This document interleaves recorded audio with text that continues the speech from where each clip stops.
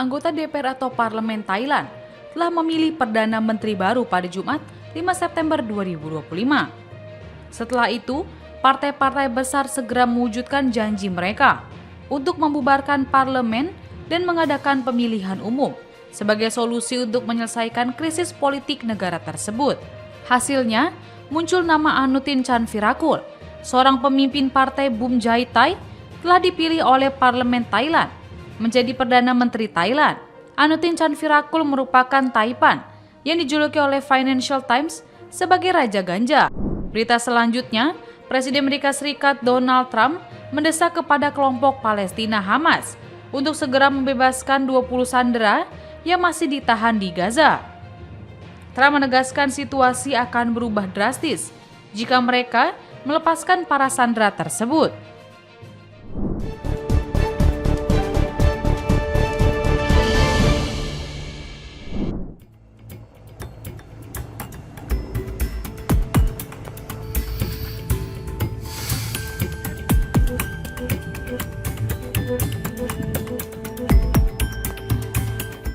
Israel kini menguasai 40% wilayah kota Gaza, kata juru bicara militer pada Kamis 4 September.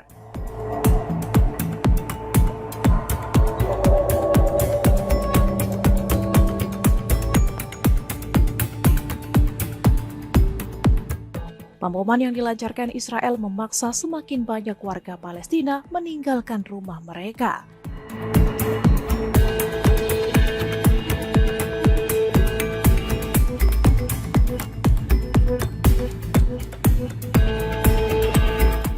Meski begitu, ribuan warga memilih tetap bertahan di reruntuhan di jalur kemajuan terbaru Israel.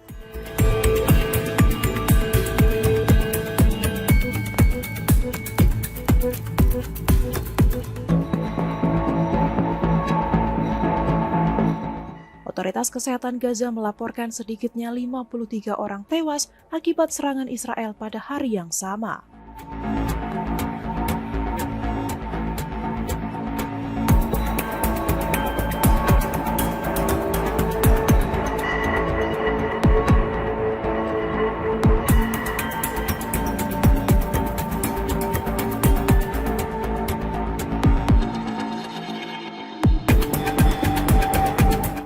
Sebagian besar korban berada di kota Gaza, di mana pasukan Israel terus mengerangsek dari pinggiran menuju pusat kota.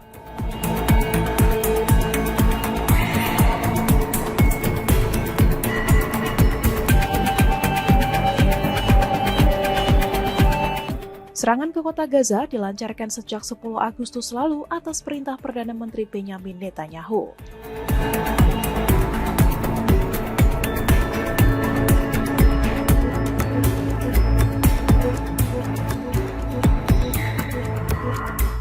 Netanyahu menyebut operasi itu sebagai bagian dari upaya menghancurkan Hamas di wilayah paling sengit pertempuran.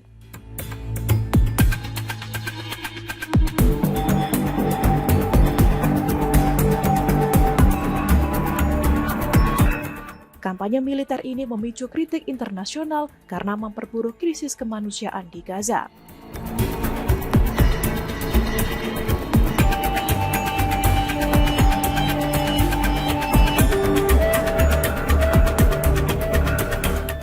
Kondisi tersebut juga memunculkan kekhawatiran besar di dalam negeri Israel.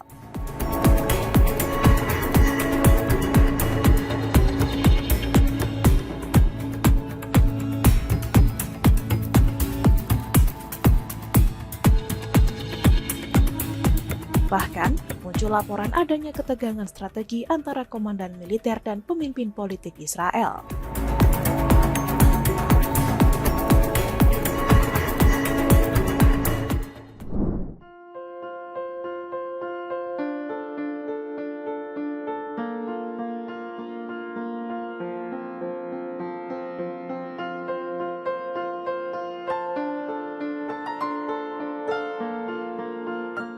Israel akan melancarkan serangan terbaru ke kota Gaza dan memprediksi serangan tersebut akan membuat 1 juta warga Palestina mengungsi. Dilansir AFP, militer Israel telah menyiapkan serangan terbaru untuk merebut kota Gaza pada Kamis 4 September 2025. Panglima Militer Israel Eyal Zamir mengatakan pasukannya telah mengintensifkan operasi tempur.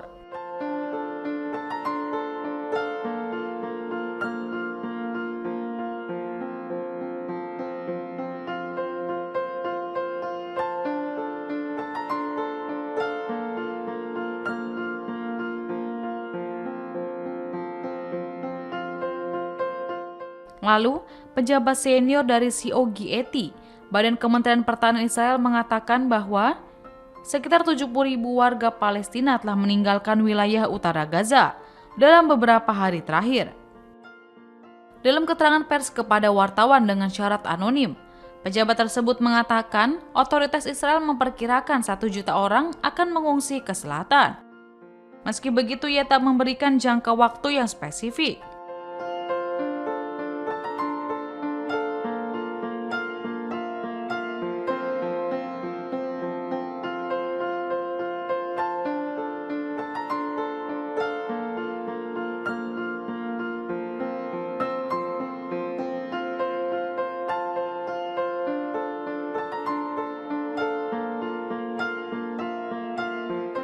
Diketahui, sebagian besar dari 2 juta penduduk Gaza telah mengungsi, setidaknya sekali selama hampir 2 tahun peperangan.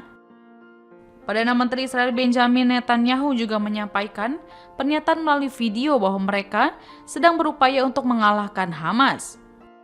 Sementara itu, juru bicara Kementerian Luar Negeri Qatar, Majid Al-Ansari, mengatakan bahwa Hamas telah menyetujui usulan gencatan senjata.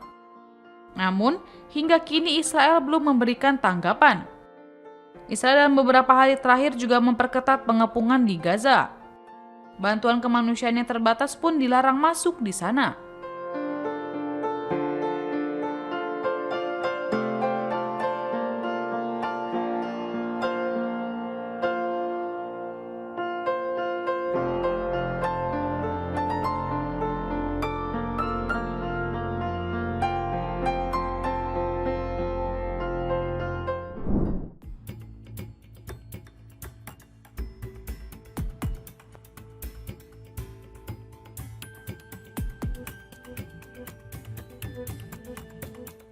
Mantan Presiden Amerika Serikat Joe Biden baru saja menjalani operasi pengangkatan sel kanker kulit dan kini dalam pemulihan yang baik.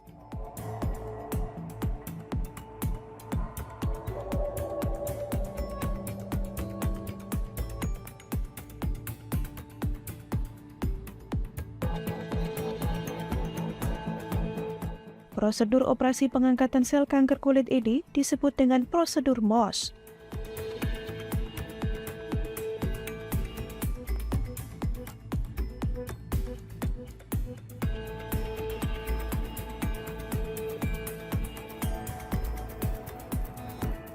Operasi dilakukan hanya beberapa bulan setelah Biden, yang saat ini berusia 80 tahun, menyatakan diagnosis kanker prostat metastatik pada Mei lalu.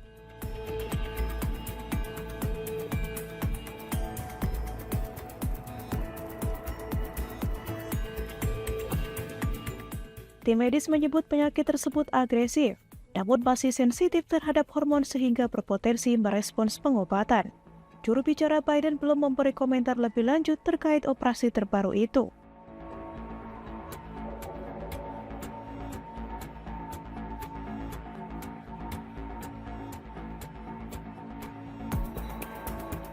Biden pernah mengalami operasi pengangkatan lesi kulit pada 2023 saat pemeriksaan rutin ketika menjabat presiden. Lesi kala itu diidentifikasi sebagai karsinoma sel basal.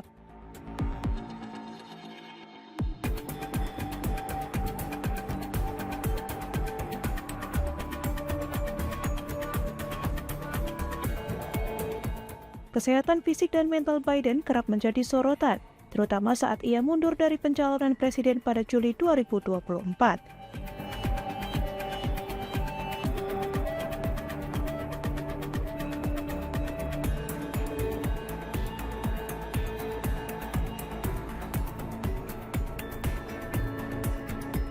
Keputusan itu muncul setelah performa debatnya melawan Donald Trump dinilai buruk dan memicu kekhawatiran Partai Demokrat.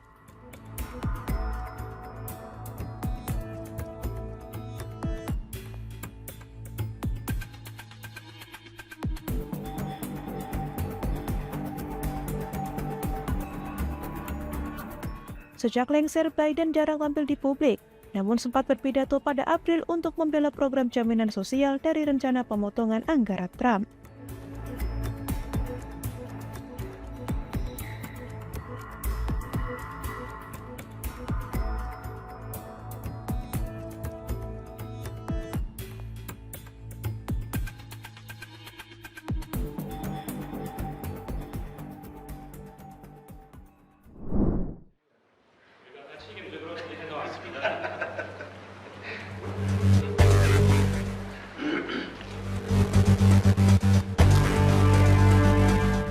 Aksi staf Kim Jong-un yang terlihat mengelap kursi hingga meja setelah pertemuan dengan Presiden Rusia Vladimir Putin di Beijing mendadak viral.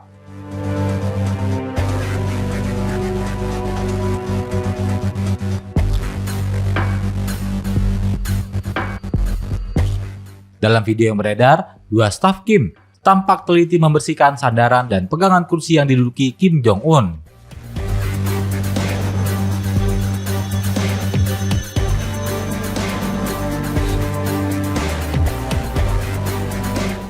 Selama lebih dari 2 jam, pembicaraan dengan Putin dalam pertemuan dadakan.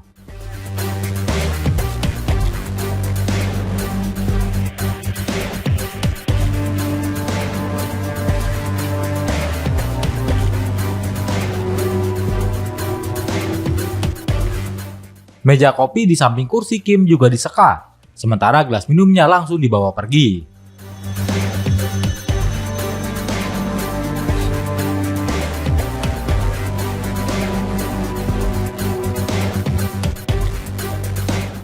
Kain yang digunakan untuk mengelap kursi dan meja kemudian dimasukkan ke dalam sebuah plastik bening.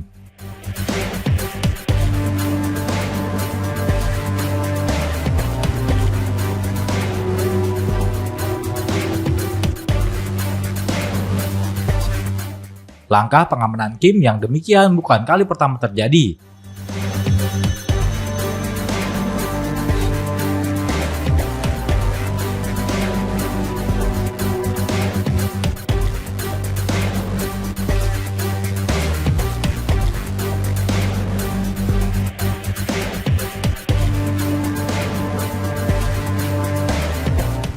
Pada pertemuan dengan Presiden Korea Selatan, Moon Jae-in pada 2018, pengawal Kim sempat menyemprot dan mengelap kursi.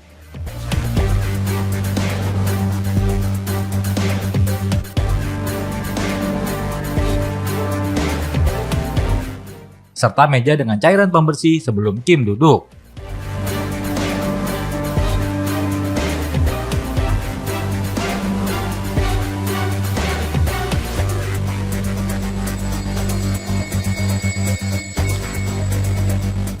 Saat KTT dengan Donald Trump di Hanoi pada 2019, para pengawal bahkan membersihkan kamar hotel Kim berjam-jam lamanya.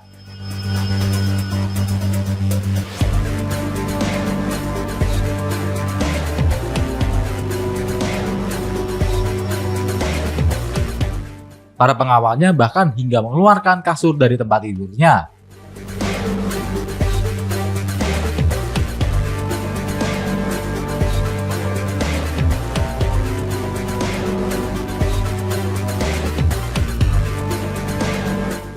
Menurut para pengamat, tindakan itu bertujuan untuk mencegah adanya upaya pihak asing mengumpulkan sampel DNA dari jejak Kim untuk dianalisis.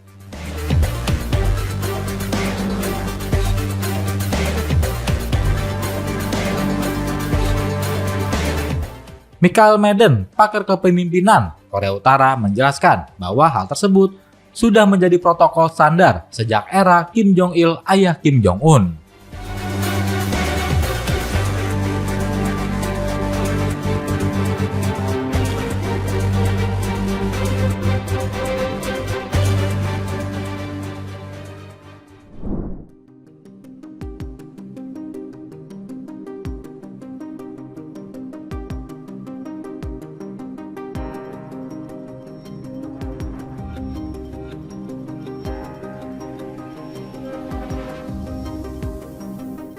Pemerintah Israel memanggil sebanyak puluhan ribu warga pemukim mereka lewat jalur wajib militer untuk masuk menjadi tentara cadangan militer Israel atau IDF.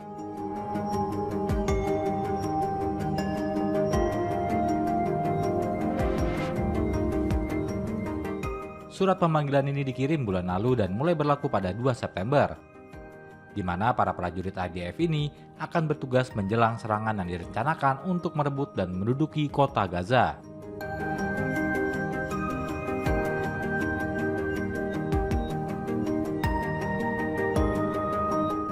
Mereka kini diwajibkan untuk bertugas 3 bulan lagi dan berpotensi seperempatnya lagi, tergantung pada bagaimana operasi berjalan.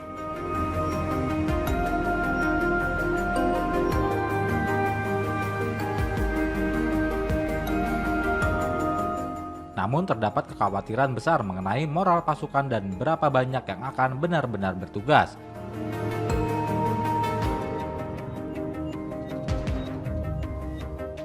Ratusan prajurit bahkan menentang operasi tersebut dan mengancam tidak akan ikut bertugas.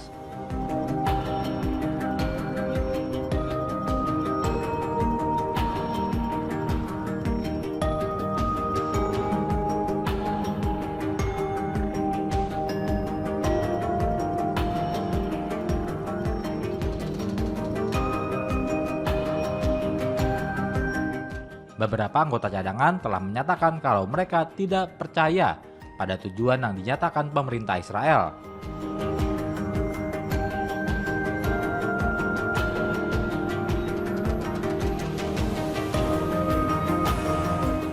Para pejabat senior yang dikutip oleh surat kabar Israel tersebut mengatakan kalau terdapat krisis kepercayaan antara pemerintah dan lembaga militer yang berdampak pada prajurit militer mereka.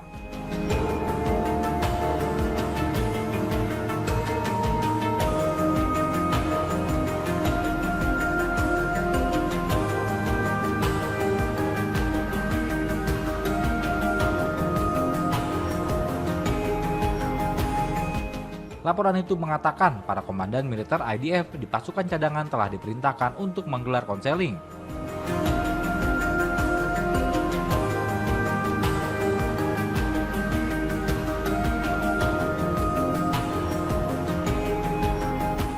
Dan mengizinkan pasukan untuk mengungkapkan pendapat dan perasaan mereka tentang serangan yang akan segera dilakukan untuk merebut kota Gaza.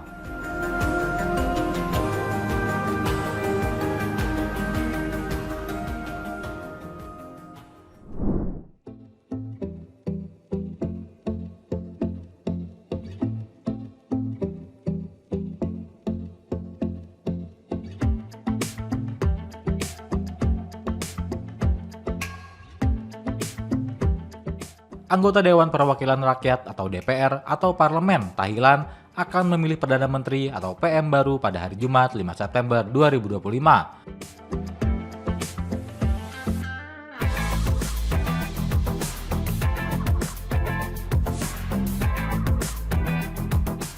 Setelah itu, partai-partai besar segera mewujudkan janji mereka untuk membubarkan parlemen dan mengadakan pemilihan umum sebagai solusi untuk menyelesaikan krisis politik negara tersebut.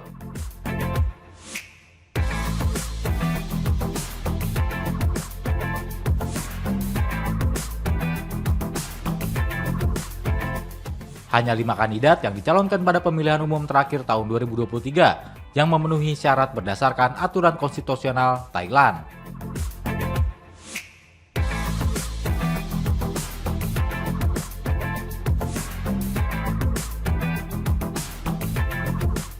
Anutin Charnvirakul, pemimpin partai Bumjaitai, menjadi kandidat yang paling mungkin untuk menjadi Perdana Menteri baru.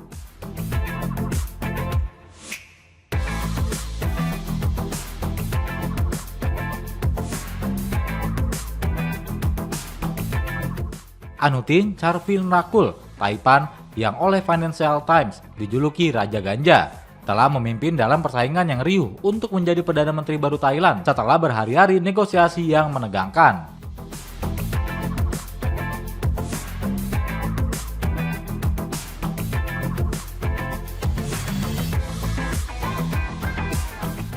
Anutin merupakan pemimpin partai Bumjaitai yang konservatif dan paling dikenal karena memperjuangkan legalisasi ganja medis.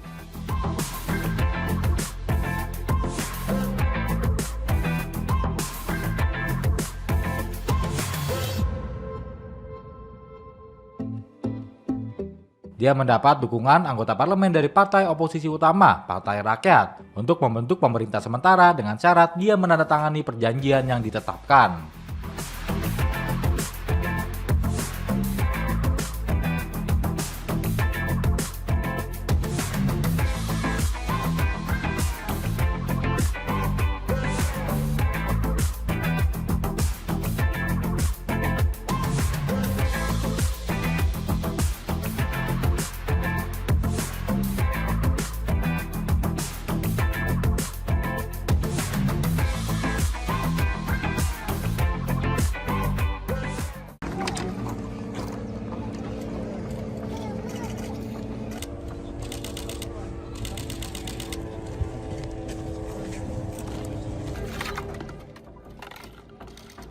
Warga Palestina di kota Gaza pada Jumat 5 September memeriksa lokasi serangan Israel semalam yang menghantam sebuah tenda dan menewaskan serta melukai sejumlah orang.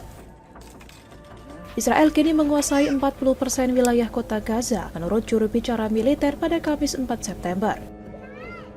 Pemboman memaksa banyak warga meninggalkan rumah, sementara ribuan lainnya tetap tinggal di reruntuhan meski diperintahkan pergi.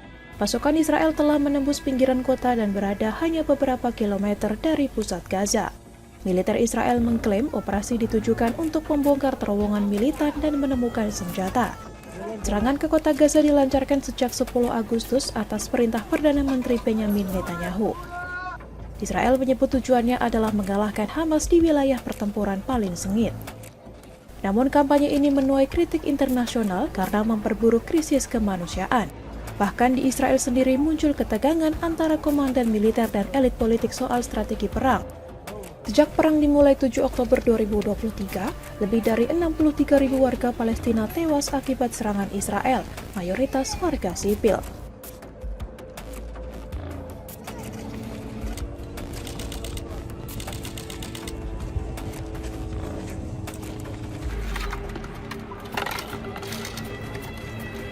في حد عليه يعني.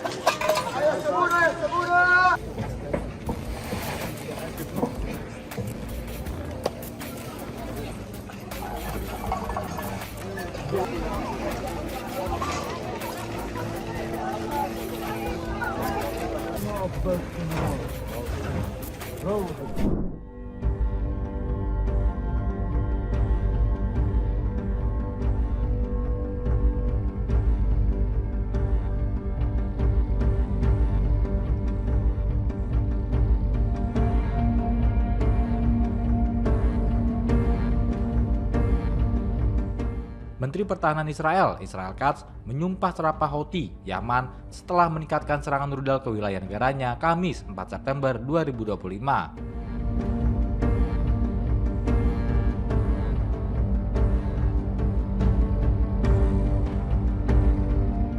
Sebelumnya di hari yang sama, militer Israel melaporkan bahwa sebuah rudal yang ditembakkan dari Yaman telah menghantam wilayah luar Israel.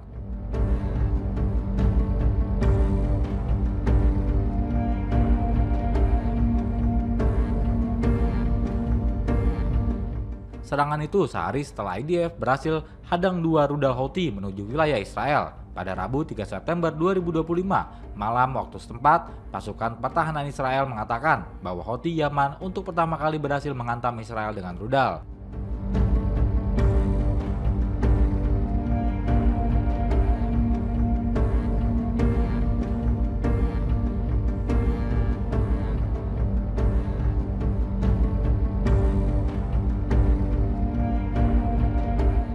Mengutip The Jerusalem Post, ledakan besar dari rudal itu terdengar di seluruh Israel hingga memicu sirine peringatan.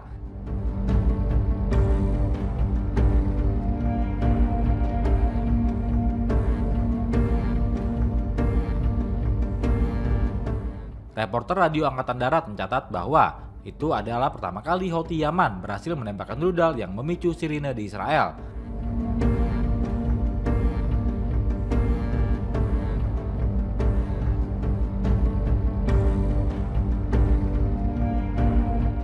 Radio tersebut menambahkan bahwa Houthi sejak minggu lalu telah meluncurkan 4 rudal balistik dan 2 drone yang mampu dicegat di luar wilayah Israel.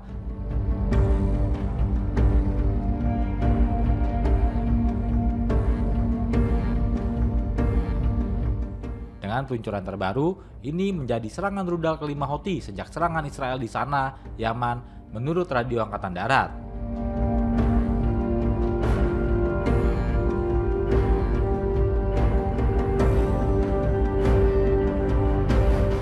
Houthi Yaman yang didukung Iran itu telah bersumpah akan meningkatkan serangan ke Israel setelah Perdana Menteri mereka dan 11 pejabat senior lainnya tewas dalam serangan udara Israel pekan lalu.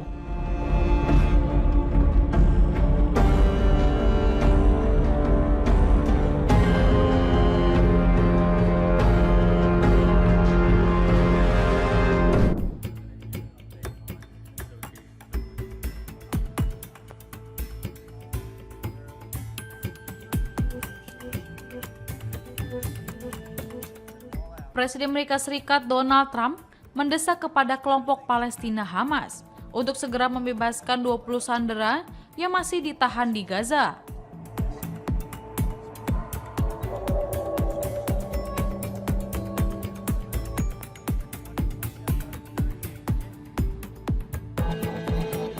Trump menegaskan situasi akan berubah drastis jika mereka melepaskan para sandera tersebut.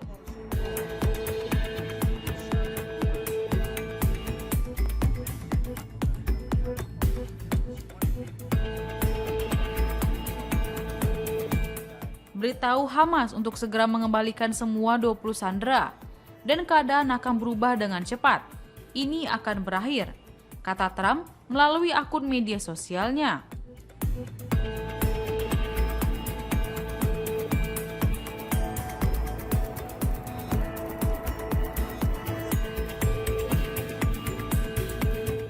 Kendati begitu, ia tidak merinci langkah apa yang akan diambil dan apa yang dimaksud dengan akhir jika Hamas membebaskan para sandera.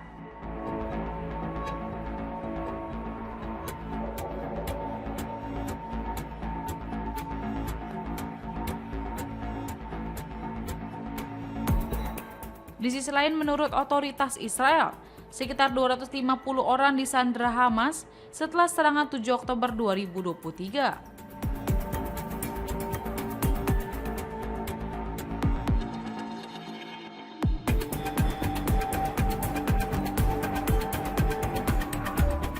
Dari jumlah itu, Tel Aviv memperkirakan 50 masih ditahan di Gaza, termasuk 20 orang yang diyakini masih hidup.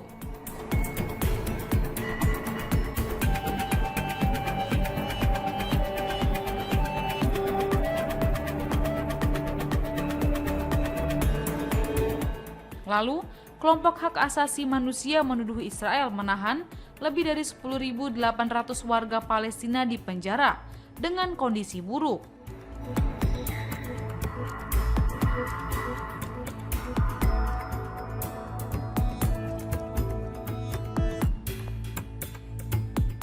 Bahkan para sandera sengaja disiksa, dibiarkan kelaparan, hingga pengabaian medis.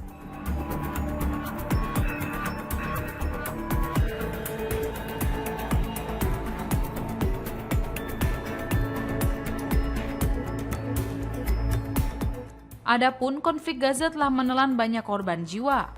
Berdasarkan data otoritas kesehatan Gaza, menyebut hampir 64.000 warga Palestina tewas sejak Oktober 2023.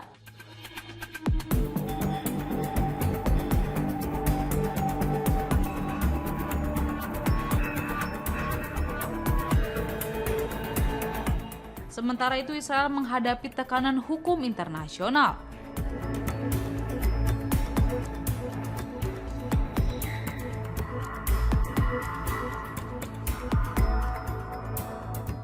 Mahkamah Pidana Internasional atau ICC menerbitkan surat perintah penangkapan terhadap Perdana Menteri Israel Benjamin Netanyahu. dan mantan Menteri Pertahanan Yoav Gallant atas dugaan kejahatan perang.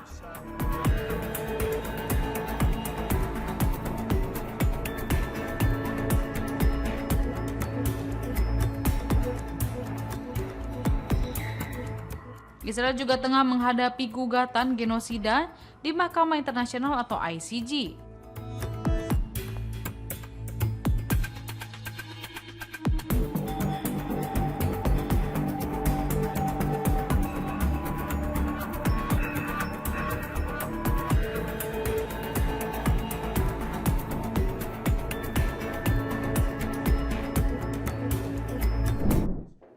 Under the direction of the Secretary of War, operating within the Department of War. Today, with this executive order, we will authorize current Secretary of Defense. Presiden Amerika Serikat Donald Trump resmi mengubah nama Departemen Pertahanan menjadi Departemen Perang.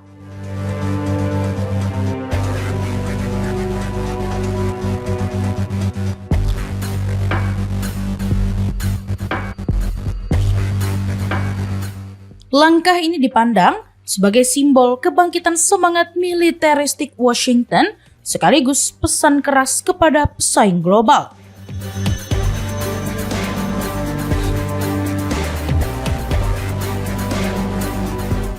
Instruksi Presiden yang ditandatangani Trump pada Sabtu 6 September 2025 di Gedung Putih menetapkan perubahan nama tersebut.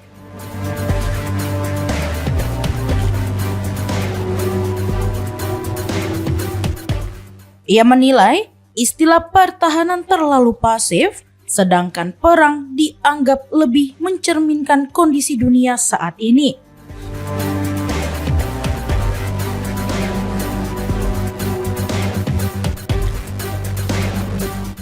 Dengan keputusan ini, Washington menegaskan posisi tidak hanya bertahan, tetapi juga siap menyerang demi kepentingan nasional.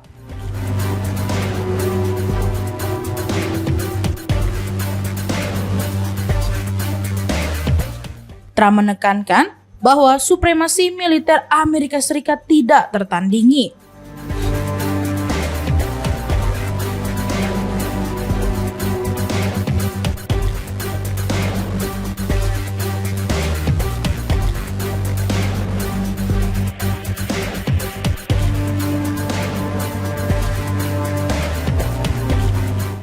Menurutnya, seluruh elemen kekuatan, mulai dari sistem rudal, kapal perang, hingga pasukan darat berada di level terbaik sepanjang sejarah.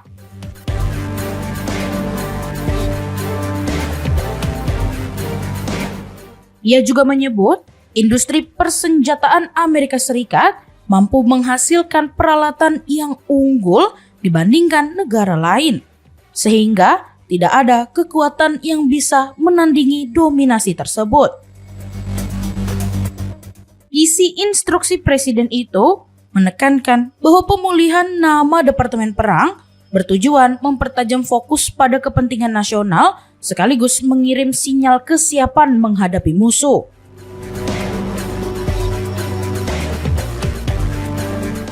Perubahan ini juga menjadi pernyataan simbolis bahwa Amerika Serikat ingin mengedepankan ketegasan dalam menjaga posisinya sebagai kekuatan global.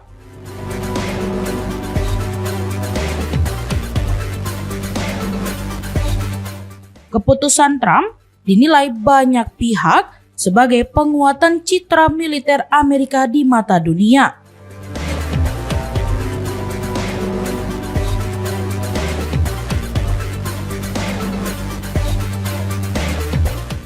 Dengan Pentagon kini kembali menyandang nama Departemen Perang, Washington berusaha menunjukkan tekad untuk mempertahankan supremasi sekaligus memperingatkan negara-negara pesaing mengenai kesiapannya menghadapi konfrontasi.